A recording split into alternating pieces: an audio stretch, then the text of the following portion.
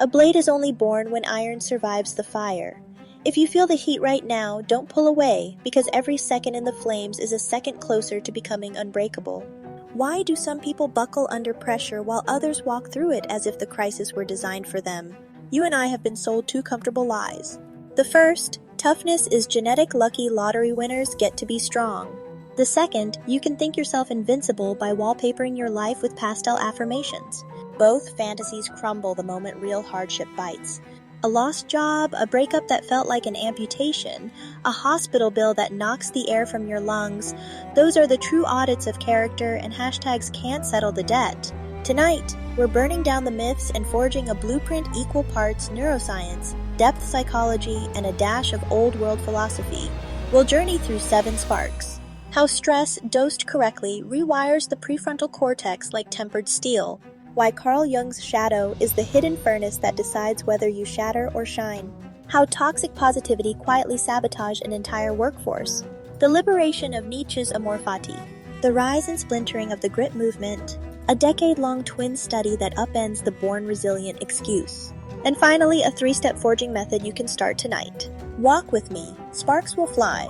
But by the time we cool this metal, you'll understand that resilience isn't the armor you buy, it's the scar tissue you teach to bend, not break. Picture a blacksmith's hammer landing again and again on raw iron, each blow deliberate. Never quite hard enough to crack the metal, always hard enough to shape it. That's exactly what controlled stress does to your brain. In a landmark study, young rhesus monkeys were exposed to brief, predictable challenges. A sudden chill in room temperature, a momentary removal of toys they'd grown attached to. Nothing traumatic, always short-lived. Months later, autopsies revealed thicker, more interconnected tissue in the ventromedial prefrontal cortex, the region that decides whether you spiral into panic or steer back to calm. Fast forward 2 decades. Human MRI labs in Boston and Berlin reproduced the effect. Subjects who took on short bouts of chosen difficulty ice baths, high-intensity sprints, public speaking drills, showed a surge of glutamate and dopamine in that same prefrontal hub. The chemical flood acted like molten iron, filling microscopic cracks, then cooling into tougher neural circuitry. Cue the biohacker renaissance, cold plunge influencers claiming 5-minute frigid dips make you Spartan. Neuroscientists answered with a sober footnote: dose matters. When stress passes a tipping point, cortisol strips neurons like acid, shrinking the hippocampus and dulling memory. Too little heat, and the sword stays unfinished. Too much, and it snaps. Your takeaway? Choose friction that is voluntary, time-bound, and followed by recovery. A cold shower counts. So does tackling a tricky spreadsheet or initiating that uncomfortable conversation you've delayed for months. Each deliberate trial is a hammer strike. Repeated over weeks, the once fragile circuitry becomes spring steel. But a sword isn't only metal, it's also the unseen internal structure. Carl Jung called that hidden lattice the shadow, every thought, desire, or memory you exile because it embarrasses your daylight self. Maybe it's your envy of a friend's success, your anger toward a parent, or the fact that you still hear a bully's voice when you look in the mirror. When hardship hits, it doesn't just batter the polished face you show the world. It cracks into the basement where the shadow lives. If you've never opened that basement door, the sudden pressure can detonate all the neglected stuff at once. Jung warned, until you make the unconscious conscious, it will direct your life and you will call it fate. Enter Hack Shadow Talk, millions of TikTok clips promising shadow integration in 5 easy journal prompts. Helpful as a doorway, yet dangerous when marketed as a weekend cleanse. Integration is not deletion, it's incorporation. Learning to say, yes, that envy exists. Yes, that rage has a voice. I'll listen so it stops whispering sabotage. Do that, and the next time resistance arrives, it won't detonate unacknowledged dynamite. It will land on solid ground you've excavated, mapped, and reinforced. If the shadow is what we hide, toxic positivity is what we parade. The relentless grin, the good vibes only screensaver plastered across conference rooms and Zoom backgrounds. Corporations latched onto the happiness gospel with zeal. Entire Fridays were rebranded Gratitude Day after mass layoffs. Forbes called it emotional dark pattern design. Data backs the backlash. In 2025, an American Institute of Anxiety review found that employees forced into gratitude rituals during crisis reported spikes in guilt and imposter syndrome. Internally leaked memos from two Silicon Valley giants revealed something uglier. Burnout rose 17% after mandatory Resilience Wednesdays, as staff felt pressured to appear okay while quietly drowning. Why does this matter for your personal journey? Because smothering genuine struggle with forced optimism is like sealing cracks in a dam with duct tape. Problems don't vanish. They hide until pressure bursts them wide open.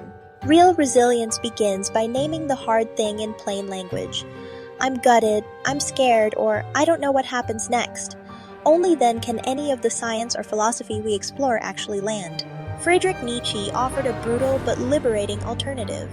Amor fati, love of one's fate. Not tolerate, not survive, love it. Imagine looking at every misfortune as raw material, each blow not as punishment, but as a sculptor's chisel. Modern therapists translate amor fati into cognitive reframing, deliberately assigning empowering meaning to adversity. Breakup? Proof you have the capacity to love deeply. Job rejection? Invitation to pivot toward work that fits. It sounds romantic, yet neuroimaging shows that reframing activates the same prefrontal circuits we strengthened earlier, releasing serotonin that blunts fear while preserving motivation. Here's a 30-second micro-exercise. Recall a recent failure, anything from a missed deadline to a relationship you torched. Breathe, name it, then say out loud, I needed that to learn X, filling in your own X. Cheesy? Maybe. Effective? The brain scan says yes. That single sentence pulls activity away from the amygdala, the fear center, toward solution-oriented regions. You're not tricking yourself, you're forging yourself. Around 2016, grit swept classrooms and boardrooms as the holy metric. Passion plus perseverance equals success. Posters hung beside water coolers. HR portals gamified endurance badges. Angela Duckworth's pioneering work was genuine, but pop culture reduced it to a hustle slogan, amputating crucial context. In 2023, 3 replication studies couldn't reproduce grit's predictive horsepower. When researchers controlled for socioeconomic safety nets, mentor access, and plain old luck, grit's explanatory power shrank below 5%. Even Duckworth urged nuance, but the internet rarely traffics in nuance. The lesson isn't that persistence fails, it's that persistence isn't singular. Hammering away in the wrong factory won't produce a masterpiece blade. Systems, mentors, and timing provide the furnace, the tongs, and the quench. Refuse to see those tools and you'll blame your arms for what missing equipment caused. If grit is partial and positivity can be poison, maybe strength is at least predetermined.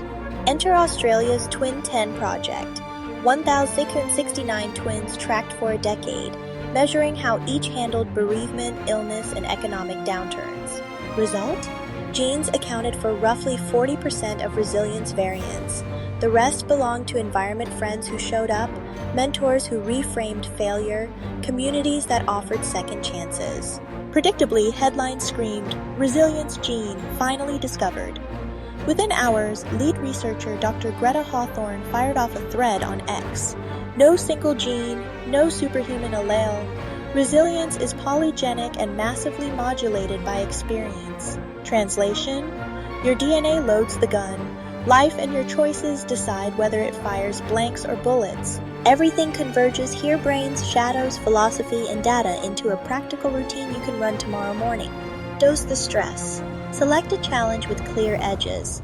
A 5-minute ice shower, pitching a new idea to your boss, or jogging uphill instead of taking the flat route. Peak discomfort should hit 7 out of 10, not unbearable, definitely unforgettable. Aim for 1 dose per day, 5 days a week. Temper with reflection. Within an hour of the challenge, journal for 10 minutes. No filters. I hated this, I feared that, I was proud when. This is shadow currency naming emotions, so they strengthen instead of sabotage neural rewiring. Pair the journaling with one evidence-based tool, maybe a 5-minute box breathing pattern or a short cognitive behavior prompt like, what story am I telling and is it true? Stamp with meaning. Close the entry by writing a single sentence beginning with, I will use this experience too, and finish it differently each day. Some days it will feel profound, others mechanical. Doesn't matter. The axe cements the amor fati mindset, translating raw ordeal into future voltage. Neuroscience observes this as a dopamine uptick that underlines the memory as beneficial, ready for recall. Commit to that triad for 30 days. You won't exit with Hollywood hero music, but you will notice subtle shifts. Arguments bother you less, deadlines tighten yet don't strangle, and the inner critic speaks softer, almost respectful, as if realizing you plan to keep swinging anyway. Let's cool the metal before the final polish. Close your eyes, unless you're driving, and listen for a moment to the idea of rain on cafe windows. You've been hammering through concepts, so breathe. Feel the seat beneath you, the air meeting your skin. If real-life reflections soothe that ticking mind, wander into the writing of Garine Guin. She's 29, living amid the energy of Silicon Valley, yet her prose still carries the hush of midnight streets in Ho Chi Minh City. 13 books since she was 17, novels, short stories, personal essays. On Amazon, you'll find titles like Just Hear Me Out and a luxury item called Me. They read like letters from a wiser future self, equal parts brutal honesty and soft landing. Explore them when you're ready to let words, not algorithms, keep you company. We began with A Blade in Fire and Myths and Ashes. You've seen how the brain thickens under chosen heat, how the shadow either sabotages or supports, how forced smiles corrode, and how philosophers and scientists converge on one stubborn truth: resistance is the raw ore of resilience. Genes spark the furnace, but repeated, reflective, meaningful struggle forges the final alloy. So here's a thought to carry into tomorrow. Maybe resilience isn't an armor you strap on before battle. Maybe it's the seam line on every healed fracture, the map of places you once broke and chose to weld stronger. Those seams can look ugly under fluorescent shame, but under the right light they gleam like Damascus steel. Tell me below, what was the first moment life struck you hard enough to leave a mark, and how did you shape that scar? I read every story because each one is proof that iron can indeed survive the fire.